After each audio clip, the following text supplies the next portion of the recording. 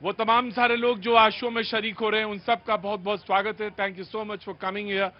भैया जी, कहीं के इस एपिसोड में इस बातचीत के सिलसिले को एक बार फिर से आपके साथ जोड़ेंगे। मुझे मालूम है बेहद गर्मी है, बहुत उमस है, बहुत उमस है, लेकिन जब आप खड़े होते हैं तो ठंडी हवा का झोंका अपने आप ऊपर से आता है और मुझे, हाँ जी, चल गई चल गई चल गई। बस ऐसे ही ईश्वर करे, ऊपर वाला करे, सबकी चलती रहे और सब लोग ऐसे ही खुशहाल रहें। इस देश की तरक्की के लिए तमाम सारे लोग योगदान देते हैं। आज बड़े युवा लोग भी दिखाई दे रहे हैं, बहुत बहुत शुक्रिया, थैंक यू सो मच। कहां से आना हुआ आप लोगों का? पुणे से। क्या करते हैं आप लोग? हम मनाली जा रहे हैं अभी ट्रेक को। मनाली मनाली मनाली जा रहे हैं, बहुत अच्छी बात है। मनाली जाइए, घूम के आइए। थोड़ा बारिश ज्यादा है, लेकिन मैं बस सिर्फ इतना करूँ, सतर्क रहिए। क्या करते क्या है? What you do? 12th pass out है। 12th पास आउट है, तो इस उम्र में ज्यादा जरूरत है इस बात की कि सब्र के साथ, संयम के साथ। हाँ, जो मेरे पास है। जी जी जी सर। हाँ जी, आगरा से आए। हाँ जी, बहुत ताजमहल की नगरी, ताज नगरी से आए। बहुत बहुत शुक्रिया, thank you so much. 12th जो पास आउट हैं और जो 12वीं में हैं, उन सबको, तमाम सारे लोगों को वो देखने के लिए आ जाए। हाँ जी, रजौरी गार्डन रघुवीर नगर से। हाँ आपको देखने के लिए बहुत अच्छी बात है, आप मेरा शो देखने आए हैं, बहुत अच्छी बात है, थैंक यू सो मच। कहाँ से आए बेटा? कहाँ से फ्रॉम वे? मैं फरीदाबाद से। फरीदाबाद से। क्या?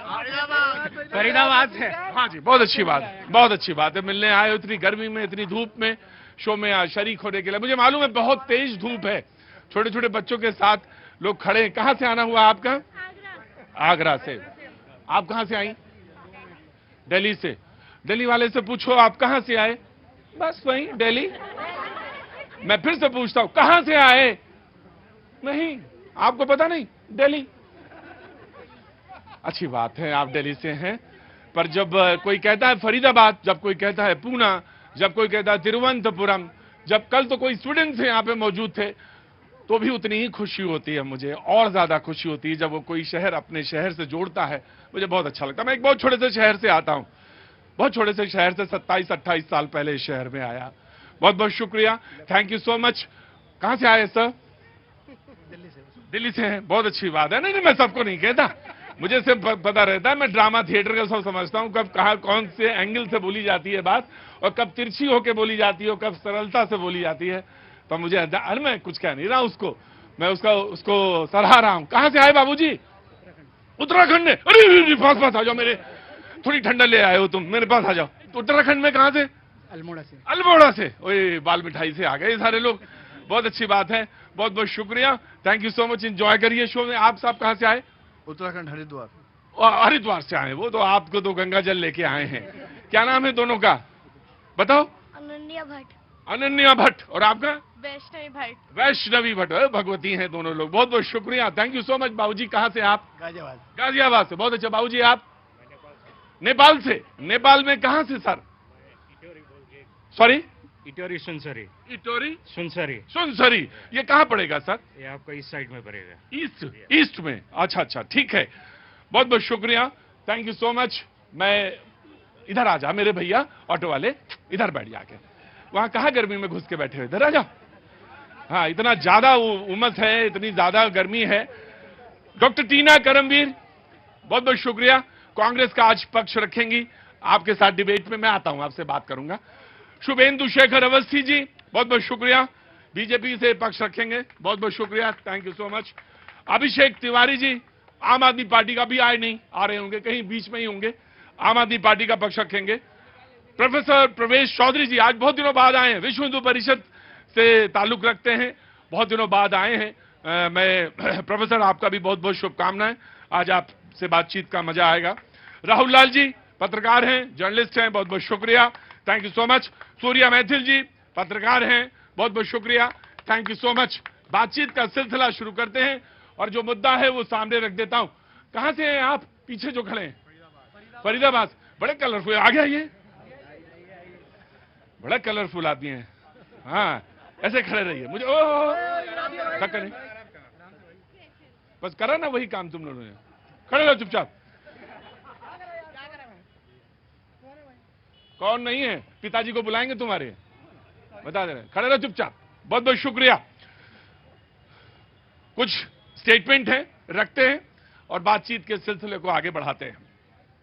पहली बात तो ये, आज राहुल गांधी ने कहा कि लीडर ऑफ अपोजिशन का 1 साल हो गया, आपकी मोहब्बत और समर्थन के लिए दिल से धन्यवाद। उन्होंने कहा कि लीडर ऑफ अपोजिशन का पद संभालते हुए 1 साल हो गया उनको, इसलिए वो दिल से धन्यवाद देते हैं और सड़क से संसद तक आपकी आवाज उठाते रहेंगे। ऐसा leader of opposition Rahul Gandhi ने 1 साल पूरे होने पर अपनी बात कही। दूसरी तरफ फॉरेन मिनिस्टर, विदेश मंत्री, आज उनके स्टेटमेंट से मैं 2-3 बातें निकाल के आपके सामने रखता हूं। कुछ लोग संविधान को हाथ में लेकर घूमते हैं, संविधान को हाथ में लेकर घूमते हैं। ये बात है पिछले लोकसभा के चुनाव के पहले से बात है। जी जी, हाँ, बिल्कुल आप समझ गए, वही किताब, लाल किताब। कुछ लोग संविधान को हाथ में लेकर घूमते हैं, उधर होता कुछ और है। आज तक आपातकाल पर माफी नहीं मांगी, आज तक आपातकाल पर माफी नहीं मांगी। दूसरा स्टेटमेंट उनका है कि आपातकाल का संदेश था संविधान भूल जाओ, इसकी हत्या कर दी गई, हम जो चाहेंगे वो करेंगे। इन पार्टीज, यानी कांग्रेस की तरफ वो कह रहे हैं विदेश मंत्री, इन पार्टीज यानी कांग्रेस का डीएनए देखिए, आज भी इमरजेंसी के लिए माफी नहीं मांगी। कांग्रेस के 2 स्टेटमेंट हैं कि एक राहुल गांधी का, उसको रखना जरूरी संदर्भ के साथ। उन्होंने कहा हमें खेद है, उन्होंने ये बात कही थी, हमें खेद है जो हुआ। उसके बाद अशोक गहलोत जी ने भी कहा जो हुआ नेताओं के द्वारा कुछ, उसका हमें खेद है। खेद शब्द का बात कही गई। लेकिन आज विदेश मंत्री ने कहा कि वो पुराना स्टेटमेंट है। उन्होंने कहा कि आज तक डीएनए देखिए, आज तक माफी नहीं मांगी गई। कांग्रेस से हम बातचीत का सिलसिला शुरू करते हैं, आप लोग जुड़ते जाइएगा, बातचीत का सिलसिला आगे बढ़ाते जाएंगे। जी, डॉक्टर टीना करमबीर। देखिए, घोषित आपातकाल पर तो बहुत चर्चा की गई है, लेकिन आज अघोषित आपातकाल पर बताइए कितनी डिबेट हुई है? एक भी अगर उस पर डिबेट हुई है? मीडिया के जिस तरीके से पत्रकारों के मुंह बंद कर दिए जाते हैं, उस पर चर्चा नहीं करते हैं। हम तो कह रहे हैं चलिए करें, आपने बहुत चर्चा करी है तो आज आप अघोषित कार्यकाल जो इनका है 11 साल का, उस पर चर्चा कर लेते हैं। 25 महीने हो गए मणिपुर जलते हुए, क्या देश के प्रधानमंत्री मणिपुर गए? और हम तो कह रहे हैं संसद सत्र बुलाइए। हम पहलगाम पर भी चर्चा करना चाहते हैं, लेकिन ना संसद सत्र बुलाया जा रहा है, ना विपक्ष की सुनी जा रही है। तो अघोषित आपातकाल पर करें कि कौन सी किताबें लिखी गई है? पूछा जाएगा कि देश के प्रधानमंत्री ने कितनी प्रेस कॉन्फ्रेंस करी? एक प्रेस कॉन्फ्रेंस बता दीजिए जो उन्होंने करी हो। कोई प्रेस कॉन्फ्रेंस नहीं की और लगातार हम लोग इसी बात पर कह रहे हैं कि साहब हम तो खेद प्रकट कर चुके हैं, लेकिन आप 11 साल के लिए कब माफी मांगेंगे? और हाँ, हम संविधान हाथ में लेके चलेंगे क्योंकि हम संविधान को मानने वाले लोग हैं। आप लोग तो वही हैं जो 400 पार का नारा देते थे। अगर आज 400 पार आ जाते तो हम ये डिबेट नहीं कर रहे होते। बिल्कुल ठीक, आप ये कह रहे हैं कि अघोषित आपातकाल है। हाँ, हम लोग किताब लेके चलने वाले हैं, आप लोग संविधान से भूलने वाले लोग हैं। बिल्कुल ठीक कहा। संविधान को जेब में रखने वाले लोग, जिन्होंने संविधान को ठीक से कभी पढ़ा ही नहीं। 1 साल पूरे होने पर उनको बधाई देता हूं और ईश्वर उनको हमेशा, जब तक वो रहे, एलओपी बना के रखें, लीडर ऑफ अपोजिशन बना के रखें, अच्छी आयु दें, क्योंकि उनकी पार्टी सरकार में आने वाली नहीं है तो लीडर ऑफ अपोजिशन ही रहेंगे। दूसरी बात, जिसकी घोषणा ही नहीं हुई उसको अघोषित क्यों कर रहे हैं? आपके लिए वो अघोषित होगा। देश की जनता देख रही है, हर विषय के ऊपर अपना विषय रखा जाता है, हर विषय के ऊपर चर्चा होती है, मन की बात होती है, और जो भी दिल्ली भारत के अंदर अच्छा हो रहा है उस पर चर्चा करी जाती है। ये वो नहीं है कि 1975 में मैं छोटा था, 4-5 वर्ष का था, मेरे पिताजी जेल चले गए। लोगों ने बताया कि आपके पिताजी जेल चले गए हैं। हमको समझ में नहीं आया कि जेल क्यों गए हमारे पिताजी, वो तो एक टीचर है, पढ़ाते हैं। 19 महीने तक जेल में रहे वो, कारण नहीं समझ में आया। खाली यही था ना कारण कि हम विरोध में खड़े थे, आपकी विचारधारा से नहीं मिलते थे। हाई कोर्ट ने जब इंदिरा गांधी जी का कैंसिलेशन कर दिया उनका, तब उन्होंने देश में इमरजेंसी लगा दी गुस्से में आके। और उसके बाद आज का स्टेटमेंट, कल का स्टेटमेंट जो सरकारवाल जी ने भी कहा है कि उस समय पर प्रस्तावना में, संविधान की प्रस्तावना में 2 चेंज किए गए, 2 चीज ऐड करी गई, धर्मनिरपेक्षता और समाजवाद। आप देश में इमरजेंसी लगी हुई है और देश में इमरजेंसी लगते हुए समय पर आपने ये सब चेंज कर दिया। और उस प्रस्तावना में जिस पर धर्मनिरपेक्षता, जब ये संविधान बनाया जा रहा था 6 दिन तक डिस्कस किया था और केटी शाह ने 2 बार मोशन लेके आए थे कि इस प्रस्तावना में धर्मनिरपेक्ष शब्द को डाला जाना चाहिए और वो संविधान सभा ने उसको मंजूरी नहीं दी।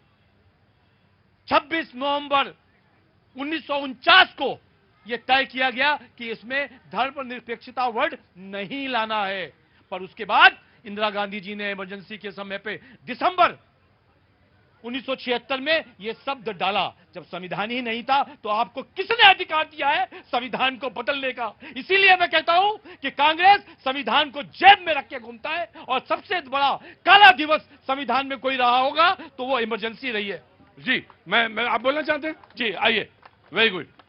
देखिए, लगातार भारतीय जनता पार्टी देखिए एक सवाल उठा रही है कि आपातकाल लगा हुआ था 1976 में और आपातकाल के दरमियान में संविधान संशोधन वो भी प्रस्तावना में कैसे कर दिया, ये पूरी एक पृष्ठभूमि रखी जा रही है। लेकिन एक बहुत बड़ा सा चीज जो है कि वो तथ्य नहीं रखा जा रहा है। 1976 का घटनाक्रम ध्यान है भारतीय जनता पार्टी और उनके तमाम लोगों को, लेकिन 1973 उन्हें ध्यान में नहीं है।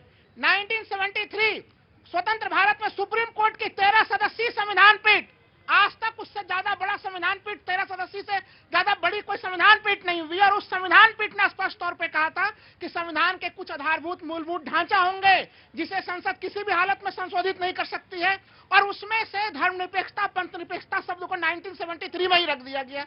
तो अगर 1973 में वो संविधान का ऐसा ढांचा बन गया जिसको किसी भी रूप में बदला नहीं जाएगा, माननीय सुप्रीम कोर्ट कर रही है क्या स्वामी भारती केस में?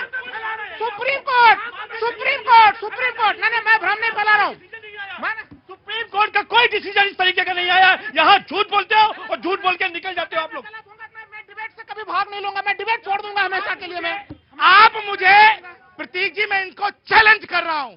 आज ये मुझे सुप्रीम कोर्ट के हर ऑर्डर आज नेट पे उपलब्ध है।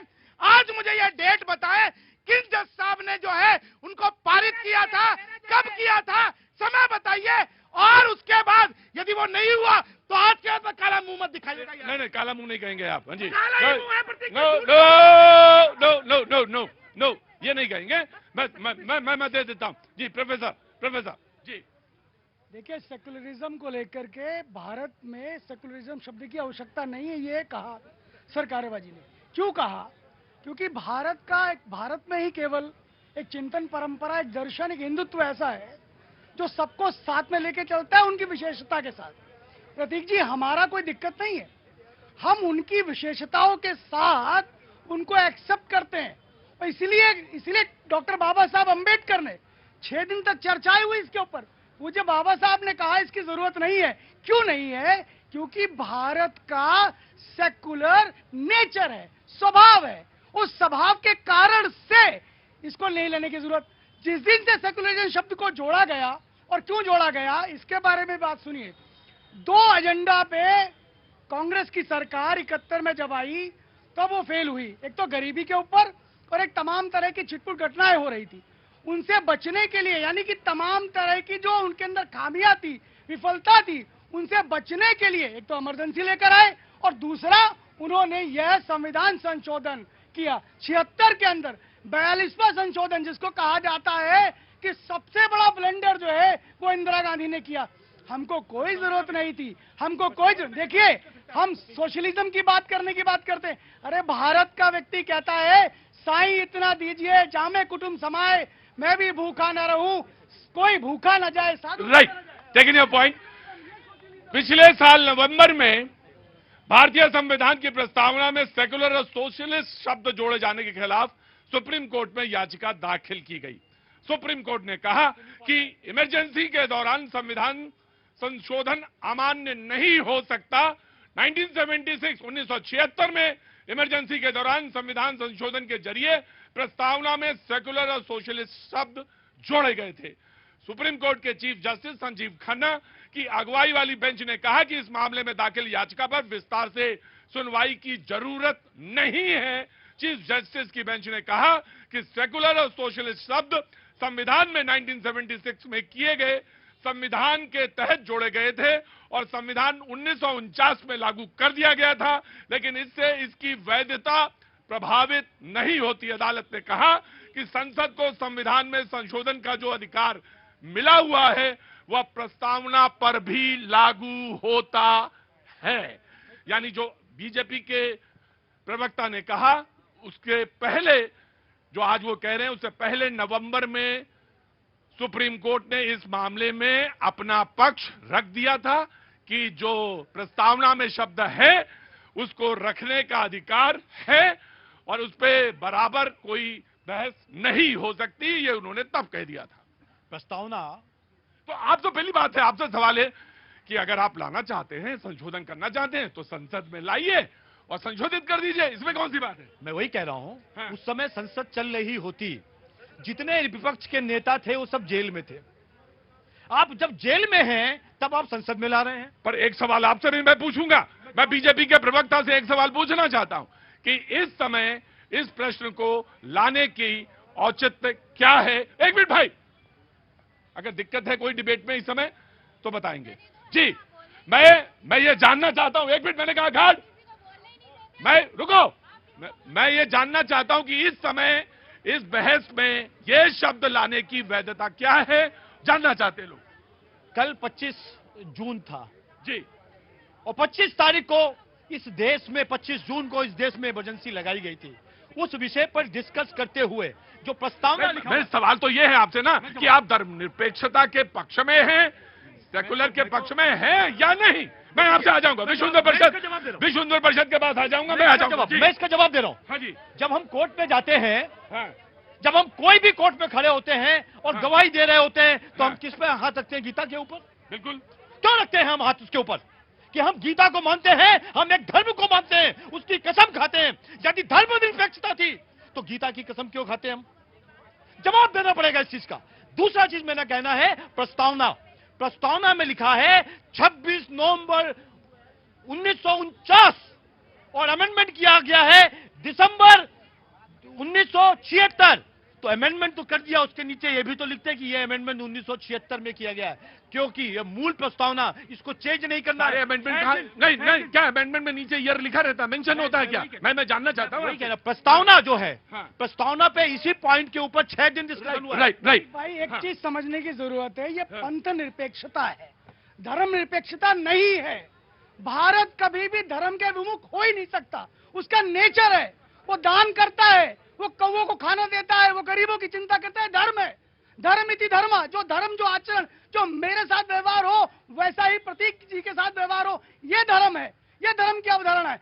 हम पंथ निरपेक्षता की बात कर सकते हैं, धर्म निरपेक्षता की बात नहीं कर सकते। और जो लोग प्रतीक सेकुलरिज्म की बात करते हैं, वह अमेरिका बाइबल की कसम खा करके प्रधानमंत्री राष्ट्रपति बनता है, वो ब्रिटेन बाइबल की कसम खा करके वहां पर अध्यक्ष बनता है।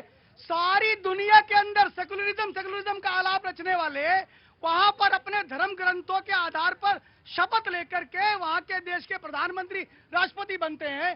भारत से ज्यादा कोई सेकुलर हो सकता है क्या? भारत से ज्यादा कोई पंथ निरपेक्ष हो सकता है क्या? हम संविधान की शपथ लेते हैं। और सुनिए, संविधान की शपथ लेने के लिए किसी ने हमको फोर्स नहीं करा, किसी हिंदू ने उसका विरोध नहीं करा। क्यों? क्योंकि हमारी उसमें आस्था है, हम मानते हैं धर्म यह हमारा विषय है। नहीं, मैं ये जानना चाहता, मैं बिल्कुल आपकी बात से सहमत हूं, 76 में किया गया, लेकिन मैं एक शब्द आपसे, लेकिन एक बात मैं जानना चाहता हूं आपसे, औचित्य, टाइम फ्रेम भी होता है। मैं जानना अगर आप उठा रहे हैं कोई प्रश्न तो इसका मतलब या तो आप इसके फेवर में नहीं है, आप इसको बदलना चाहते हैं, और या उसका जस्टिफिकेशन देना चाहते हैं कि इमरजेंसी में संविधान तक में बदलाव। मैं वही बोल रहा हूं सर, गुरुजी, मैं गुरुजी कह तो रहा हूं कि संविधान तक में छेड़छाड़ हुई, और लेकिन जब इस पे सुप्रीम कोर्ट का डिसीजन मौजूद है, फिर खन्ना साहब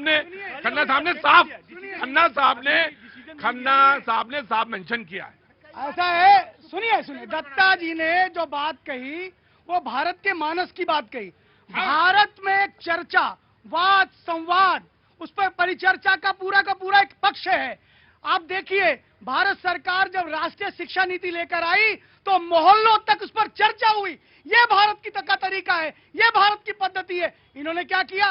रात के अंधेरे में विपक्ष के लोगों को जेल में, उसके बाद क्या डिस्कशन हुआ होगा, क्या चर्चा हुई होगी? जो इंदिरा ने कहा वो हुआ, वो कानून बना, वो संशोधन हुआ और उसके अंदर प्रतीक जी 23,000 घंटे 23,000 घंटे 2 साल 11 महीने 18 दिन का समय लगा। कितनी चर्चाएं हुई। देखिए मैं आपकी बात से सहमत। देखिए आपकी बात को रखने का दो ही पहलू हो सकते हैं। आप इस प्रश्न को इसलिए उठा रहे हैं कि आप नहीं मांगते इन दोनों शब्दों को, हटा दीजिए। ठीक है, एक मिनट टोकना नहीं भाई आम आदमी पार्टी, हम इन दो शब्दों से बिल्कुल सहमत नहीं हैं और इनको हटा दीजिए। और दूसरा ये हो सकता है इसका मतलब रखने का कि ये वो समय था, वो काला अध्याय, मैं तो कहता हूं उस काले अध्याय को, इमरजेंसी के दौर को काला अध्याय मैं मानता हूं और कहता हूं, खुलेआम बोलता हूं, ये वो काला अध्याय था जिसमें संविधान तक में तब्दीली हो गई। लेकिन इसी प्रश्न को लेकर जब सुप्रीम कोर्ट तक हो आई बात, तो यहां पे दोबारा फिर से उठाने का क्या मंतव्य है, यह सवाल जरूर बनता है। क्योंकि यू रेज फर्स्ट, बीजेपी ने पहली बार उठाया, तो मैं आपसे जानूंगा बिल्कुल दोनों क्या कर रहे हैं। मैं आम आदमी पार्टी को देता हूं, उसके बाद भारत आज अपने स्व के लिए लड़ रहा है, भारत अपने सेल्फ के लिए लड़ रहा है। राइट। जिस सेल्फ के कारण से भारत आजाद हुआ, आज आजादी के बाद उस स्व को हम खोने लगे कांग्रेस के राज में। इसलिए भारत को पुनः खड़ा करना उसके स्व के आधार पर। राइट। इसलिए लड़ रहे हैं। एक मिनट कांग्रेस को देना पड़ेगा जी। जी देखिए, बड़ी बड़ी बातें कर रहे हैं। अब 11 साल में सिर्फ मन की बात हुई, जन की बात तो हुई नहीं। ये शिगुफा छोड़ते हैं, ये देखते हैं कि जो पानी ठहरा हुआ उसमें कंकड़ मारने की कोशिश करते हैं कि कौमें जिंदा है कि मर गई है। ये जानना चाहते हैं कि जनता इनसे ये ना पूछे कि साहब 2 करोड़ नौकरियों का वादा किया था, कहाँ है नौकरियां, दिखाइए अपनी जेब चेक करवाइए, जेब में किसके कि अपने नेताओं के बच्चे जेब डाल रहे हैं नौकरियों में, विदेशों में भेज रहे हैं। और भारत की जनता क्या करे, कह रहे हैं ना संवादों का देश है, बिल्कुल भारत संवादों का देश रहा है। तो कम्युनिकेशन कब हुआ, कब चर्चा हुई? आप तो अगर मैं आज एक किताब लिखूं अघोषित आपातकाल पर, ये तुरंत जेल में डाल देंगे, ये तुरंत जेल में डाल देंगे। ये सच्चाई है, ये सच्चाई है इस देश की। आज अगर कोई भी उठ के खड़ा होकर सवाल पूछ ले, तुरंत जेल में डाल देंगे। आज अगर कोई भी खड़ा होकर सवाल पूछ ले तो जेल में डाल दो। और ये बहस कहां हो रही है? कैनॉट प्लेस पे हो रही है। हाँ जी, मैं बिल्कुल मैं जो बात सच है उसको कहूंगा। बहस शायद ही कहीं ऐसे होती होगी कि कहां से हो भाई? फ्रॉम बिहार। तो प्लीज वेट, बिहार का ही आदमी बताएगा फ्रॉम बिहार। कहने में कोई दिक्कत ही नहीं थी कि बिहार से आया हूं। हैं? अरे डर के मत बोलिए, बनारस से आया। जेल में थोड़ी ना डाले दे रहा कोई किसी को। ये कहना कि जेल में डाल देंगे, यहां से कोई सवाल नहीं पूछ सकता। मैं तो कह रहा हूं खुले आम जनता के बीच में बात हो रहे हैं, कांग्रेस के लोग तो यहां पे सीधे, और वह जनता सीधे आंख में डाल के प्रधानमंत्री से कह रही है कि ये सवाल का जवाब दीजिए। और एक बार ये प्रश्न कर रहे हैं कि भाई आपने ये प्रश्न पूछा, उठाया, तो दोबारा क्यों उठाया? इसके दो ही मतलब हो सकते हैं, and you have to clarify. Just give me Aam Aadmi party पहले जी। प्रतीक भाई, ये भारतीय जनता पार्टी वाले लोग हैं, ये सही बात है, इनके कृत्यों में भी दिखता है ये समाजवाद और धर्मनिरपेक्षता को नहीं मानते। ये बार बार इन्होंने प्रूव किया है। और इन्होंने तो और उसी संविधान का शपथ लेकर के देख। आप कहां मानते हैं बताइए? मैं आप कहां मानते हैं? मुझे एक मिनट रुकिए।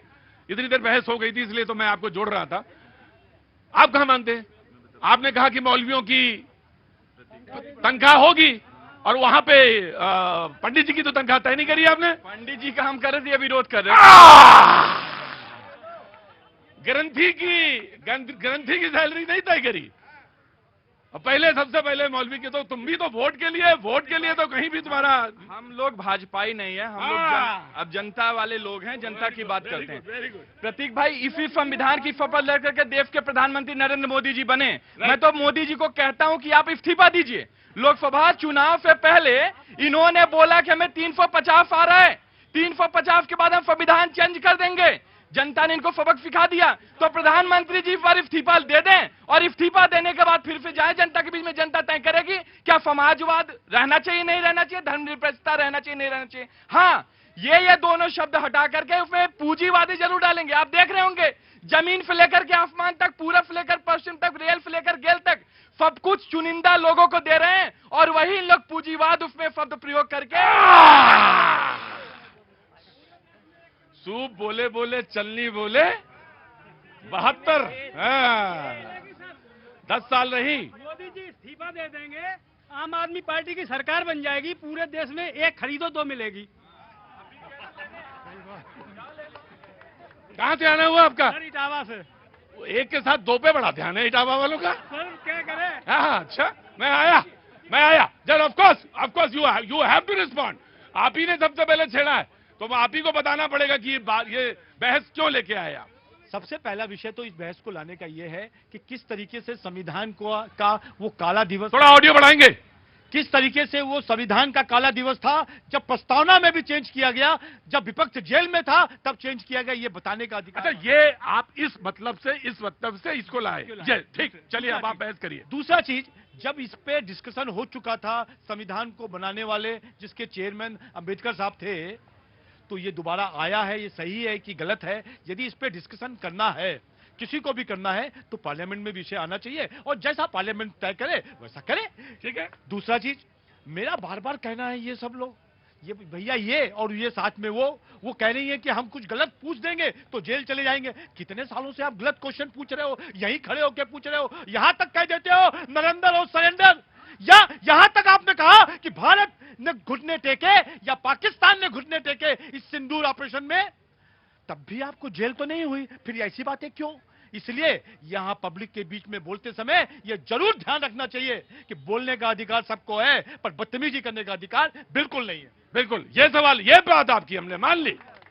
आपने कहा कि नरेंद्र और सरेंडर वाली बात में आपने कहा कि हमने बोला, क्या 1975 में बोल के कोई दिखा सकता था? आप देखिए कि राहुल जी का घर छीन लिया, सांसदी छीनी, सारा कुछ किया। आज ये देखिए, लगातार राहुल गांधी और विपक्ष के जितने नेताओं के साथ उनके ईडी सीबीआई कितने इन्होंने, देखिए, मैं डिबेट ओपन हूं, मुझे इंटरवेन करने का पूरा अधिकार है। उन्होंने कहा कि बीजेपी ने कहा कि जब व्यक्ति महत्वपूर्ण हो जाएगा, व्यक्ति बड़ा हो जाएगा, तभी देश में ऐसे हालात पैदा होते हैं। तो कोई किसी का मकान छिना या कुछ, तो देश तो बहुत बड़ा है, मकान जा सकता है, मकान छिन भी सकता है, लेकिन देश के साथ छेड़छाड़ तो बड़ा मुश्किल है, असंभव है। तो इनसे पता है सवाल पूछा जाएगा ना, आप संसद में बताइए वो 4 आतंकवादी कहाँ है, पूछिए, मीडिया की है ही मत तो पूछ दीजिए 4 आतंकवादी कहाँ है, आज तक क्यों नहीं पकड़े गए 4 आतंकवादी? हिमांशी नरवाल को न्याय मिल पाया? नहीं मिला न्याय, बता दीजिए, एक जवाब दिए। ठीक है, इन्होंने कहा कि पहलगाम के 4 लोग, मैं तो रोज पेपर में देखता हूं, इसमें कोई हिम्मत की बात नहीं चाहिए, ना ही कोई हिम्मत का सवाल प्रश्न होता है। चार लोगों ने उन्हें पूछा कि वो जो 4 लोगों ने मारा पहलगाम में, वो 4 लोग कहां हैं, या 3 लोग जिन्होंने 3 मारा, या जो भी आतंकवादी मारे, इन्होंने 4 शब्द किया कि वो आतंकवादी जिन्होंने पहलगाम में वो निशांत हत्या की, जिसमें 5 हिंदुस्तान के और 1 नेपाल का व्यक्ति था, शख्स शामिल था, निर्दोष हत्या हुई, वो लोग कहां हैं? ये सवाल इन्होंने कहा कि मीडिया इनसे पूछे। मैं कुछ दिन पहले, यानी परसों, मैंने देख रहा था, उसमें 2 लोगों ने जिन्होंने शेल्टर दिया, उसमें एनआईए ने 2 लोगों को गिरफ्तार किया है, 2 लोगों को गिरफ्तार किया है। सारी रिपोर्ट आने दीजिए, लेकिन ठीक है, ये सवाल आपसे पूछा गया है, जवाब आप देंगे। पहला जवाब, जो 28 लोग मरे थे, उसकी जगह पे 300 से ज्यादा मार के आए हैं। जो आतंकवादियों के घर थे, जहां जहां उन्होंने सब ये हमले की तैयारी करी थी, उनको खत्म करके आए, तो 28 के बदले में 300 से ज्यादा मारा, पहला। और भारत में कल भी एक व्यक्ति मिलिट्री में काम करता था, उसको गिरफ्तार किया गया, जो जासूसी करके हवा दे रहा था नेवी में। इसी तरीके के और भी बहुत सारे लोगों को पकड़ा गया है। बहन जी, एक ही बात कह रहा हूं, हम तो आज नहीं तो कल पकड़ ही लाएंगे, पर मेरा यह कहना है, आपके इस प्रश्न के पूछने पर कौन आपको जेल भेज रहा है, जो आज संभव नहीं है, पर इमरजेंसी में यदि किसी ने क्वेश्चन पूछ दिया होता तो घंटे भर के अंदर वो जेल चला गया होता। ऐसा क्यों था? आप माफी मांगो। मैं रेफरेंस देख रहा था, रेफरेंस थे बहुत सारे। मैं तो खैर उस समय बहुत छोटा था, वो तो नहीं बता सकता, लेकिन किताबों के पन्ने जब पलटे जाते हैं तो बहुत सारे रेफरेंस निकलते हैं। और भारत और वेस्ट इंडीज क्रिकेट खेल रहे थे, भारत ने वेस्ट इंडीज पे जीत दर्ज करी, नहीं बेटा 76 की बात है, 76 में भारत ने वेस्ट इंडीज पे जीत हासिल करी, और कमेंटेटर खुशी में चिल्ला पड़ा कि ये मुल्क इंदिरा गांधी का है। एंड आई कोट, ये पढ़ रहा था, मैं रेफरेंस पढ़ रहा था, तो ये वो ऐसा भी था, समय था, ऐसा समय था। लेकिन सवाल यह है कि उन्होंने कहा कि सवाल जहां से डिबेट शुरू हुई थी, मैं उसी पे घूम के आता हूं, कि उन्होंने कहा कि आपने अभी तक औपचारिक रूप से माफी नहीं मांगी है। जी जी 11 साल के लिए माफी मांग ले, हम भी मांगने को 11 साल कौन से? 11 साल अघोषित आपातकाल, लगातार जिस तरीके से मीडिया का मुंह बंद किया गया, दलित आदिवासियों पर अत्याचार हो रहे, मणिपुर में आज भी शांति स्थापित नहीं हुई। इनसे सवाल पूछे जाएंगे कि 11 साल में जितने आपने ये आपातकाल किया है, इसके लिए आप कब माफी मांगे? इन्होंने कहा कि ये 11 साल के लिए माफी मांगे। ये मैं ये जानना हाँ जी पूछो सर 11 साल के लिए एक मिनट रुको। 11 साल का किसके लिए मांगे? ये 11 साल के जो 11 साल काम नहीं बता तो सही। क्या काम करते हैं आप? नहीं बताइए नाम बताइए अपना। भीमा नाम है, ड्राइवरी करता हूं। भीमा नाम है हमारा। भीमा ड्राइवरी करते हैं। ड्राइवरी करते हैं। तो ये पूछ रहे काय के लिए माफी मांगना है? ये जो 11 साल हुए इसमें काय के लिए माफी मांगे? काइज के लिए माफी मांगे, काइज के लिए माफी मांगे। मैं तो पाकिस्तान में बोलना चाहता हूँ, जो क्या भुट्टो ना क्या नाम उस लड़का ना क्या कहते हैं, बिलावल भुट्टो, पानी के लिए कहते हैं, लड़ाई करना चाहते हैं। अभी कहता है कि उसको हिंदुस्तान पे हमला करने पानी के लिए। हमारे हिंदुस्तान का पानी है सर, हम हिंदुस्तानियों को मिलना चाहिए। ठीक है। क्या नाम है आपका? भीमा जी ड्राइवरी करते हैं। इन्होंने कांग्रेस से पूछा सवाल, काइज के लिए माफी मांगे 11 साल के लिए? काइज के लिए मतलब काहे के लिए? कौन सा ऐसा काम है? हाँ जी, झूठ बोलने के लिए। आप ये कहते हैं झूठ बोलने के लिए माफी मांगे, लेकिन भीमा कहता है, भीमा कौन सी क्लास में पढ़े? कौन सी क्लास तक पढ़े? नहीं है तो मैनिपुलेशन नहीं जानते ये। नहीं मैनिपुलेशन नहीं जानते, ये सीधा कह रहे हैं। टेल मी 11 साल के लिए काहे के लिए माफी मांगे? जी देखिए, जितनी संवैधानिक संस्थाएं थी उस पर किसका कब्जा है? आज आरएसएस का कब्जा है। उसके लिए माफी मांगिए कि आपने क्योंकि क्यों नहीं आप बताइए, कोई राजनीतिक क्या है आरएसएस? आरएसएस क्या है? रजिस्टर्ड संस्था है। इनसे ये भी पूछा जाएगा कि जो मोहन भागवत जी जो सिक्योरिटी लेके दनादन घूमते हैं ना, पूछा जाएगा आपने कौन सा चुनाव लड़ा है साहब? आप इतनी सिक्योरिटी क्यों लेके घूम रहे हैं? आपने कोई चुनाव लड़ा है? तो आपसे ये भी पूछा जाएगा, लगातार जितने विपक्ष के नेताओं के साथ जो आपने व्यवहार किया, ईडी सीबीआई का जो आप दुरुपयोग करके आपने सारी संवैधानिक संस्थाओं को सिर्फ और सिर्फ विपक्ष नेताओं के पीछे लगा रखा है, वो भी माफी मांगी जाएगी आपसे। कहा now the VHP will respond. ऐसा है, एक परिवार की पार्टी है, आपातकाल भी आया, एक परिवार, सुन लीजिए ध्यान से, एक परिवार, एक व्यक्ति और एक नेता और एक सत्ता, इसको बचाने के लिए हुई। आज भी इनकी लड़ाई देश के लिए नहीं है, राहुल गांधी कैसे प्रधानमंत्री बन जाए, ये सारी लड़ाई इसकी है। इसलिए बहन जी ने बार बार कहा ना, राहुल गांधी को घर से निकाल दिया। अरे इस देश के आम आवाम को पक्के मकान मिले, सड़क मिली है, टॉयलेट मिली है। आप गांव के उस मुहाने में जाके देखिए, मैं रायबरेली से आता हूं, क्या हालत करी थी रायबरेली की इंदिरा और सोनिया गांधी ने, मैं जानता हूं। आज देखिए सड़क है, कनेक्टिंग है, टॉयलेट्स हैं, सड़कें हैं और घर है, रोजगार है, ये सारी चीजें मिली। मैं रायबरेली से आता हूं, इसलिए कह रहा हूं आपको। मैंने देखा उस रायबरेली का क्या उन्होंने बूचल खाना बना के रखा था कांग्रेस पार्टी ने। आज वहां पर विकास हो रहा है। लाइट नहीं थी, 4-4 घंटे 5-5 घंटे लाइट आती थी गर्मियों के दिनों के अंदर, हम कैसे रहते थे? हमसे पूछिए। ये रायबरेली को बना के रखा था आपने। आज रायबरेली मुक्त हुआ और मुक्त होने के बाद देखिए वहां 18 से 20 घंटे 24 घंटे लाइट आती है, उद्योग आ रहे हैं, तमाम तरह की फैक्ट्रियां वहां आई हैं। किस लिए आई हैं आप देखिए। आपका लेकिन आपके रायबरेली के सांसद तो राहुल गांधी ही है। अभी भी आपके सांसद राहुल गांधी ही है। कितने वोट से जीता है रायबरेली? राइट जीते। I am taking your point. पर आपकी बपोती थी। Right, I am taking your point. जीते हैं, टेकिंग योर पॉइंट। क्या जी? आम आदमी पार्टी। पीछे आओ थोड़ा सा भाई, थोड़ा पीछे आओ, जनता मेला मिल जाओ। हाँ प्रतीक भाई, चाहे जब 1975 में देश के अंदर आपातकाल लगा, कोई भी हिंदुस्तान का लोकतांत्रिक व्यक्ति उसकी वकालत नहीं कर सकता। और कोई भी हिंदुस्तान का लोकतांत्रिक व्यक्ति चाहे प्रस्तावना की माफी मांग ले, कोई जनता नहीं करता, पर ये आज भी माफी नहीं मांग रहे। माफी मांगिए प्रतीक भाई, कोई भी वकालत नहीं कर सकता। और इस बात, लेकिन फिर भी आप उन्हीं के साथ खड़े हैं। प्रतीक भाई कहाँ खड़े, जवाब तो लीजिए। और कोई भी लोकतांत्रिक व्यक्ति उस बात का भी समर्थन नहीं कर सकता अगर ये प्रस्तावना का 2 शब्द हटाने की बात करते हैं। ये भी बड़ा ही दुर्भाग्य। सीधा पूछा, क्लियर पूछा सवाल मैंने इनसे। प्रतीक भाई बड़ा ही दुर्भाग्य। और ये भारतीय जनता पार्टी पहली बार थोड़ी कर रही है। आपने देखा चंडीगढ़ का चुनाव देखा, बार बार संविधान को नहीं मानते, इन्होंने इस चीज का प्रमाण दिया है। इन्होंने दिल्ली का मेयर चुनाव देखा, इन्होंने दिल्ली का जो जनता ने चुन करके सरकार बनाई वो भी देखा। और प्रतीक भाई, हम लोग आम आदमी पार्टी अरविंद केजरीवाल जी के सिपाही हैं, संविधान के प्रहरी हैं। जब भी संविधान के ऊपर आ जाएगी, चाहे भारतीय जनता पार्टी हो चाहे कांग्रेस पार्टी हो, हम लोग एकदम गेट के जैसे एकदम रीढ़ के हड्डी मजबूत करके खड़े रहेंगे, हमारी जान भी जाएगी लेकिन संविधान को। देखो भैया, जान नहीं जानी चाहिए, जान बहुत कीमती है। जब सत्ता आएगी तो यही जान गद्दी पे बैठेगी, इसलिए जान नहीं जान। अरे रुको सदा जी, बैठो बैठो। हाँ जी जनाब, कहां से आना हुआ? रघुवीर नगर, रजौरी गार्डन से। जी बोलिए। मेरा कहने का मतलब ये है कि कांग्रेस को आज जो है ना एक एक सीट के लिए घुटने टेकने पड़ रहे हैं। ऐसी हालात क्यों हुई, जवाब देंगे। इमरजेंसी मेरे सामने लगी है। 25 जून 1975 को मैं फ्रेंड्स कॉलोनी में रहता, प्रमोद चंद एमपी थी गुरदासपुर से, मेरे सामने लगी है और मैं सब्जी लेने जा रहा था आश्रम पे। किसी ने बोला टेंट लगा है, नसबंदी हो जाएगी, और मैं 15 साल का था और साइकिल लेके वापिस आ गया वहां से, डर की वजह से। कोई पूछने वाला नहीं थे कि 20 साल का है, 25 साल का, 18 साल का, ये बात कर रही है। इनको क्या पता है कांग्रेस के बारे में? क्या पता है इनको? ये कल की खड़ी पता है इनको कांग्रेस के बारे में क्या है? क्या पता है इनको कांग्रेस के बारे में? बुलाओ उनको सामने, इधर आओ आप मेरे सामने। मैडम इधर। बाबूजी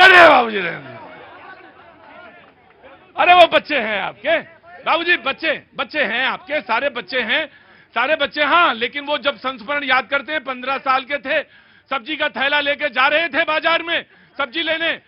हवा रुकिए बाबूजी, हवा उड़ी कि जल्दी घर लौटो नहीं तो नसबंदी हो जाएगी। तो वो अपना सब्जी का थैला लेके वापस घर आ गए। आज उनका। हाँ जी, तुम्हारी मतलब उम्र कितनी है? क्या हुआ हाल था मैं जानता था, क्या हाल हुआ उस टाइम। आज कांग्रेस को घुटने टेकने पर 1-2 सीट के लिए मर रहे हैं। और मतलब जो कांग्रेसी सारे नेता थे, इन्होंने 50 साल तक कैसे राज करा? इसीलिए राज करा कि इनका लोग विश्वास करते थे। आज सत्यानाश कर दिया राहुल गांधी ने। बस वो उनकी पार्टी है जी। Thank you. एक मिनट रुकिए sir, you are a English man so I can't handle you, it's very difficult for me, so you talk in English and you sleep in English. हाँ जी देखिए, इन साहब को पता नहीं, हो सकता है मेरे फोन में इजरायली पेगासस लगा हुआ हो, तो इनको अभी पता नहीं है। और लगातार जिस तरीके से लेखकों और बुद्धिजीवी, सुनेंगे आप, लेखकों बुद्धिजीवी का क्या कहा जाता है, अर्बन नक्सल। अरे भाई, किताब लिखने पे आप अर्बन नक्सल लिखेंगे तो उस समय क्यों लिखी जाती थी? नहीं, ये सच्चाई है, ये सच्चाई है। इलेक्ट्रोल बॉन्ड का पैसा खाकर आप खूब 11 साल सत्ता में तो आ गए, लेकिन आपसे सवाल पूछा जाएगा, जो ये लगातार आलीशान महलों जैसे कार्यालय खोल रखे हैं, पूछा जाएगा किसका पैसा है? ये जनता का पैसा है। इनको गुमराह मत करिए, इनको रोजी रोटी दीजिए, इनको दे दिए नौकरी। तब आपसे नहीं पूछा जाएगा कि आपने जो घोषित आपातकाल है, तब भी आपसे ये सवाल पूछा जाएगा कि लगातार 11 साल में आपने इस जनता को क्या दिया। आप तो सत्ता में आ गए हैं, सत्ता में आप बैठे हुए हैं, लेकिन जनता को, आम जनता को क्या मिला है? आम जनता को क्या रोटी, अनाज और ये जो जरूरी आवश्यक मूलभूत आवश्यकता है वो पूरी हो पाई या नहीं हो पाई? जनता से ये सवाल जरूर पूछा जाएगा, जनता की तरफ से ये सवाल पूछा जाएगा। कांग्रेस कहती है कि इन 11 साल में हमको क्या मिला। जी धन्यवाद प्रतीक जी। देखिए, बार बार ये पूछ रही है कि 11 साल में क्या मिला। सही बात है, माफी मांगने की कह रही है, मैं तो कह रहा हूं माफी मांगनी चाहिए। अरे भाई, 3 बार पाकिस्तान को घर में घुस के मार दिया तो माफी मांगनी ही पड़ेगी। इनकी तरह तो 26/11 के बाद हाथ में हाथ रखकर केवल बीजेपी को फायदा ना मिल जाए, इसलिए अपने नागरिकों को मरने देते। और एक और बात, माफी मांगनी पड़ेगी। इस देश के अंदर आज 26 से ज्यादा एक्सप्रेस वे बना दिए। आज हमारा डिफेंस एक्सपोर्ट जो है वो 23,000 24,000 करोड़ हो गया। 12 करोड़ हमने शौचालय दे दिए। हमने 75 करोड़ लोगों को आयुष्मान कार्ड दे दिया। 82 करोड़ लोगों को हमने अन्य योजना में लाभ दिया। और इनकी दादी चिल्लाती रहती थी गरीबी हटाएंगे। प्रधानमंत्री जी ने 27 करोड़ जो है वो गरीबी रेखा से बाहर निकाल दिए। माफी तो मांगनी ही पड़ेगी भैया, क्योंकि इस देश का भला करने के लिए कांग्रेसियों की गाली भी खानी पड़ेगी। रुकिए एक मिनट, इनकी दादी प्रधानमंत्री रही हैं, इस देश के प्रधानमंत्री कह दीजिए, कोई दिक्कत नहीं है। इधर नाराजगी क्या बात है मेरे? अरे इतनी नाराजगी ठीक नहीं। देखिए, होश जरूर रहना चाहिए। इस देश के संविधान की हत्या 42वें संविधान संशोधन में की गई। मिनी कॉन्स्टिट्यूशन ऑफ इंदिरा कहा गया। आपने कहा सुप्रीम कोर्ट का एक ऑब्जर्वेशन है, मैं भी सहमत हूं। कानूनी रूप से हो सकता है सुप्रीम कोर्ट सही हो, लेकिन नैतिकता के आधार पर यह लोकतंत्र है, राजतंत्र नहीं है। नैतिकता का जो आधार है वो भी चैलेंज किया जा सकता है। आपको सुप्रीम कोर्ट में लगता है कि यहाँ पे प्रस्तावना में ये शब्द क्यों, तो आप जाइए। संविधान संशोधन के अधिकांश हिस्से जो अस्वीकार्य थे उसको 44वां संविधान संशोधन में संशोधित कर भी दिया गया। मुख्य मामला यही चीज है। अभी देखिए एक सवाल पूरा देश अभी पूछ रहा है भारतीय जनता पार्टी से कि भाई आपको क्या दिक्कत है सेक्युलर से, समाजवाद से, और वो भी राष्ट्रीय स्वयंसेवक संघ से जो अंत्योदय का नारा लगाता है। भाई अंत्योदय का नारे के बारे में हम लोग हमेशा पढ़ते हैं कि राष्ट्रीय स्वयंसेवक संघ, क्या अंत्योदय का नारा समाजवाद से जुड़ता हुआ नहीं है? नहीं, वो समाजवाद से जुड़ा हुआ नहीं है, समाजवाद से जुड़ा हुआ नहीं है। तो फिर इसका मतलब है कि आप यही तो लाभ पहुंचाना है, वही क्या हुआ? अरे ये कह रहे हैं कि 30 करोड़ लोगों को गरीबी रेखा से ऊपर किया। 8 साल से आपके चैनल पर आ रहा हूँ, एक गाड़ी नहीं खरीद पाए। आज भैया समाजवाद लागू हो गया। आज समाजवाद देखो भैया, गाड़ी नहीं खरीद पाए, ये तुम्हारा सवाल। ये एक मिनट को, ये तुम्हारा प्रश्न हो सकता है। रुको, एक मिनट, उपाध्याय जी, ये गाड़ी नहीं खरीद पाए, ये आपका प्रश्न हो सकता है। हाँ, लेकिन अगर किसी बैंक ने आपको लोन देने से मना किया और ऑन द वैलिड ग्राउंड मना कर दिया, ये समाज का प्रश्न हो जाएगा, तब तो आप चैलेंज करिए। लेकिन अगर आपको ये कहें कि मुझे आज तक एक ऑटो नहीं मिला, तो ये व्यक्तिगत प्रश्न है, इसको हल भी व्यक्तिगत तरह से ही होगा।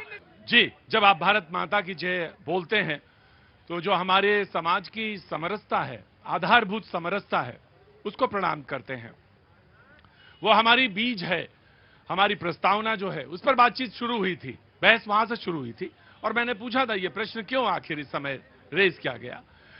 इमरजेंसी का जिक्र आया, उसके बाद इमरजेंसी पे तमाम बातें हुई। उसी जिक्र के बीच में भी तमाम सारे लोग तमाम तरह की प्रतिक्रियाएं लेते हैं। आपका भी मैंने सुना।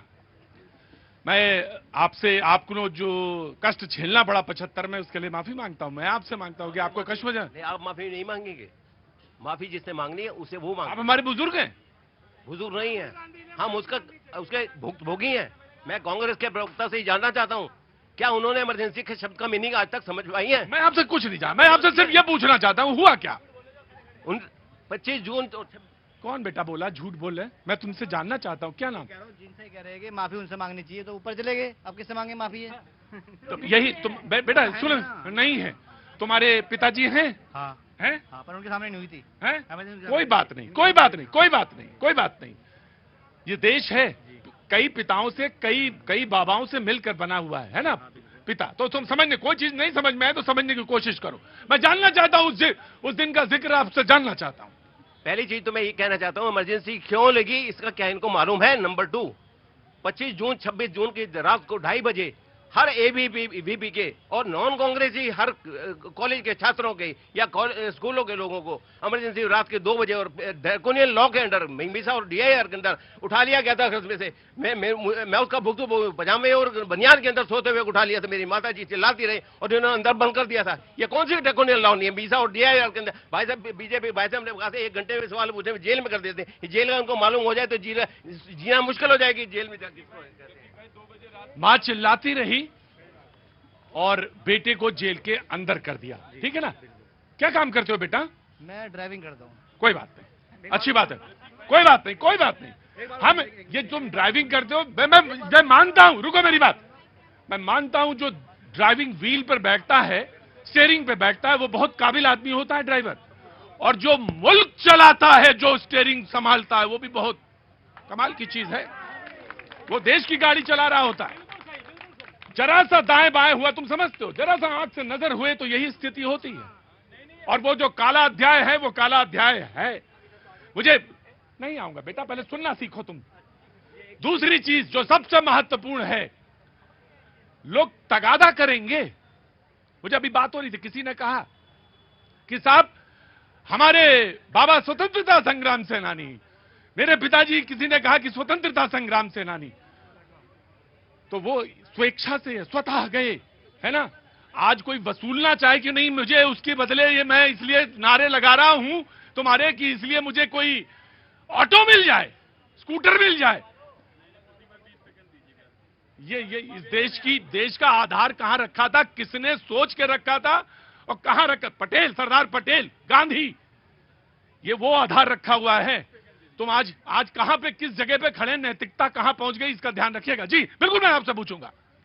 हम ये पूछना चाहते हैं भारतीय जनता पार्टी से और जो भी लोग सपोर्ट कर रहे हैं, क्या 50 साल पहले की जो घटना घटी थी वास्तव में वो काला अध्याय था, काला दिन था? क्या अगर ये कांग्रेस की प्रवक्ता जो यहाँ पर मैडम हैं ये या राहुल गांधी माफी मांग लेंगे तो क्या वो व्हाइट दिन हो जाएगा, वो सफेद वो हो जाएगा? और दूसरी बात ये हम कहना चाहते हैं कि ये जो है 50 साल पुरानी चीजों को लेकर चल रहे हैं। आज यहाँ जितने युवा हैं इसमें आप पूछ लीजिए 70% बेरोजगार खड़े हैं। आज उनकी बात तो होती नहीं, बात होती है प्राचीन। कौन सी बात? कोई प्राचीन नहीं। सवाल यह है कि क्या 50 साल पहले कृत्य जो हुआ उसके लिए माफी मांगी जानी चाहिए या नहीं मांगी चाहिए? तुम्हारी तू ज्यादा दूर नहीं, तुम्हारी उम्र क्या है? हमारी 50 साल उम्र है। 50 साल। और आपकी उम्र क्या है? 70 साल। 70 साल। इनकी मां चिल्लाती रही, इनको पुलिस वाला खींच के ले गया, 75 में वो जेल में अंदर डाल दिया। सुनो मेरी बात सुनो, नहीं वापस तो नहीं आएगा, लेकिन तुम्हारा वजूद तुम्हारे पिता से है, पिता का वजूद तुम्हारे बाबा से। ये राष्ट्र है, राष्ट्र के निर्माण में जो सही है वो सही है, जो गलत है वो गलत है।